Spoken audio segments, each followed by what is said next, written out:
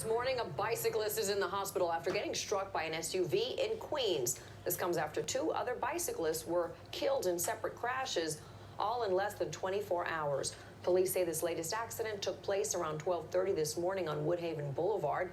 They say the 28-year-old bicyclist was struck in a crosswalk by a Nissan Rogue. He was taken to Jamaica Hospital in critical condition. The driver stayed at the scene, and there's no word yet on whether the driver will be charged. Well, that crash comes just after a man and a teenager were killed in similar accidents. 17-year-old Alex Cordero was riding his bike near Castleton Avenue on Staten Island around noon yesterday when he was struck and killed by a tow truck. Just a few hours later in Greenpoint, Brooklyn, a 58-year-old bicyclist was hit by a box truck near McGinnis Boulevard and Norman Avenue.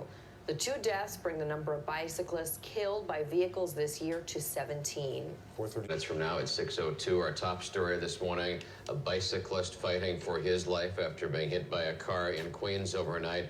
This is the third cyclist hit on city streets over the last 24 hours. The first struck on Staten Island, the second hit in Brooklyn. Both of those cyclists died.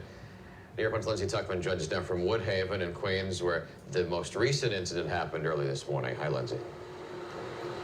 Hi, Pat. It's been a rather dangerous 12 hours for cyclists in the city. I'm at the intersection right now where the latest incident happened. You can still see police are still on the scene here after a 28-year-old man was hit by an SUV, and he is now in critical condition. It happened just after 1 in the morning today. Police say the cyclist was in the crosswalk here on Woodhaven Boulevard when he was hit by a Nissan Rogue. The driver stayed on the scene and is not charged. The 28-year-old was brought to Jamaica Hospital with head trauma. Again, is currently in critical condition. Meanwhile, this comes after a 58-year-old cyclist was killed yesterday in Greenpoint. Police say the man was on McGinnis Boulevard near Norman Avenue when a box truck, also driving south on McGinnis, hit him. This happened just before 4 p.m. The cyclist was taken to the hospital where he was pronounced dead. No arrests have been made, and that investigation is ongoing. And then just hours before on Staten Island, a 17-year-old boy was killed after a tow truck hit him while he was riding his bike yesterday just after noon.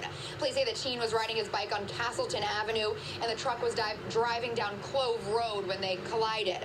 The cyclist was taken to the hospital where he was pronounced dead. The 30-year-old driver stayed on the scene, and no criminality is suspected there, but police also say in that case the investigation is ongoing.